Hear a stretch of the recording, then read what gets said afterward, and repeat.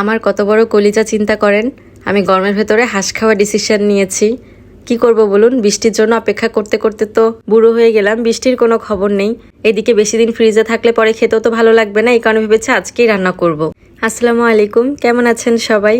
আশা করছি যে যেখান থেকে আমার ভিডিওটা দেখছেন সবাইকে আল্লাহ পাক ভালো রেখেছেন। আমরাও আলহামদুলিল্লাহ ভালো আছি। আজকে ঘুম থেকে উঠেই একটা হাঁস ভিজিয়েছি। রানী এসেছে এক পদ্ধতির মতন সাদা, তোমার এইখানে 3 কেজি 2.5 কেজি একটু গোসাই পাতি এসেছে ওই বেশি। এই হাঁসটা এবার গ্রাম থেকে নিয়ে এসেছিলাম, তো ভাবি আবার রানী হাঁসের কথা বলছিল। আমি অবশ্য আগে রানী হাঁসের কথা শুনিনি, তো ওটা নাকি খেতে বেশি মজা হয়। তো ভেবেছি এরপরে গেলে রানী হাঁস খুঁজে নিয়ে আসবো। বাড়ি থেকে নিয়ে আসার সময় হাঁসটা কিন্তু ক্লিন করেই নিয়ে এসেছিলাম, তারপরেও ছোট ছোট যা একটু লোম ছিল সেগুলো ভাবি পুড়িয়ে নিয়েছে, আর এরপরে সুন্দর করে কেটেও দিয়েছে আমাদের। তো আমি ভেবেছি আজকে পুরো হাঁসটাই একবারে রান্না করে ফেলবো।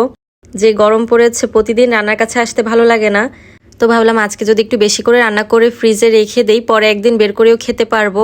আর কি বলবো, আমি তো বারবার হাঁসের কলিজাটা হাতে নিয়ে দেখছিলাম। এত বড় কলিজা আমি আসলে আগে এখনো পর্যন্ত দেখিনি। আমি সত্যি এবার ভীষণ অবাক হয়েছি এত বড় কলিজা দেখে। তো যাই হোক, রান্নাটা শুরু করে দিয়েছি। আগে পেঁয়াজটা ভেজে নিয়েছি, এর ভেতরে দারুচিনি, এলাচ, গোলমরিচ, লবঙ্গ সবকিছু দিয়ে আগে কিছুক্ষণ ভেজে তারপর সব মশলাগুলো দিয়ে দিয়েছি। আদা বাটা, রসুন বাটা, জিরা বাটা, পেঁয়াজ বাটাও দিয়েছি। আর এরপরে হচ্ছে এখন হলুদের গুঁড়া আর মরিচের গুঁড়া দিলাম।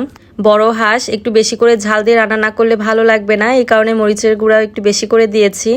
আর এরপরে কিছুক্ষণ পানি দিয়ে কষিয়ে নিয়েছি ভালো করে। বুঝতে পারছিলাম না আসলে যে গরমের ভেতরে হাঁস খেতে কেমন লাগবে, তারপরেও চিন্তা করলাম রান্না করে ফেলি, খাওয়া হয়ে যাবে। তো যাই হোক, একটা কাঁচামরিচ দিয়েছি আর মশলাটাও ভালো করে কষানো হয়ে গিয়েছে। আর এই পর্যায়ে কিন্তু আরও একটু কাশ্মীরি রেড চিলি পাউডারটা দিয়েছিলাম, আর একটু গোলমরিচ দিয়েছি।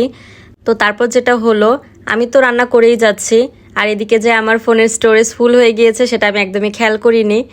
হঠাৎ করে আমি ফোনের দিকে তাকিয়ে দেখি যে ফোনটা বন্ধ হয়ে আছে। তো ভাবলাম আল্লাহ জানে কোন পর্যন্ত ভিডিওটা হয়ে না জানি বন্ধ হয়ে আছে। পরে দেখলাম শুধু মশলা কষানো পর্যন্তই হয়েছে, মাংসটা যে আমি দিয়েছি এটার ভিডিও হয়নি। তো যাই হোক, আমি মাংসটা দিয়ে ভালো করে কষিয়ে নিয়েছি, আর এরপরে ঝোলের পানি দিয়ে দিয়েছি। তো যেহেতু রাজা হাঁস, তো এটা সিদ্ধ হতেও অনেক সময় লাগবে আর অনেক পানিরও প্রয়োজন আছে। তো যার কারণে একদম পাতিলটা ভরেই পানি দিয়েছিলাম।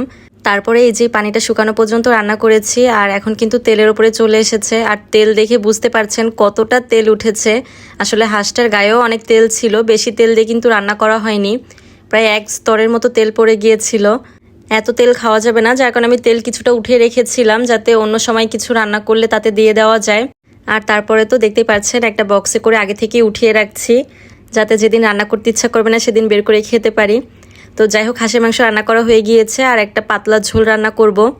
আগের দিন ধুন্দুলা চিংড়ি মাছের ঝোলটা ভালো লেগেছিল, তো ভাবলাম আজকে ওই ঝোলটাই রান্না করি। তো চিংড়ি মাছটা আগে হলুদ লবণ দিয়ে আর কাঁচামরিচ দিয়ে ভেজে নিয়েছি, তারপর তো ধুন্দুলগুলো দিয়ে দিলাম। তো এরপরে ঢেকে ঢেকে কিছুক্ষণ রান্না করে নিয়েছি, আর পানিটা যখন শুকিয়ে গিয়েছে তখন আবার ঝোলের পানি দিয়েছি। কোনো বাটা মশলাই কিন্তু দেওয়া হয়নি, যেহেতু পাতলা ঝোল রান্না করব। ঝোলের পানি যখন শুকিয়ে এসেছে তখন ভাজা পেঁয়াজ আর জিরা বেটে রেখেছিলাম সেটা দিয়ে দিয়েছি, যাতে ঝোলটা সামান্য একটু ঘন হয়। তো রান্না কিন্তু হয়ে গিয়েছে। ভিডিওটা আজকে এখানেই শেষ করে দিচ্ছি। আমার রান্না দুটো কেমন লেগেছে অবশ্যই কমেন্ট করে জানাবেন। সবাই ভালো থাকবেন, আল্লাহ হাফেজ।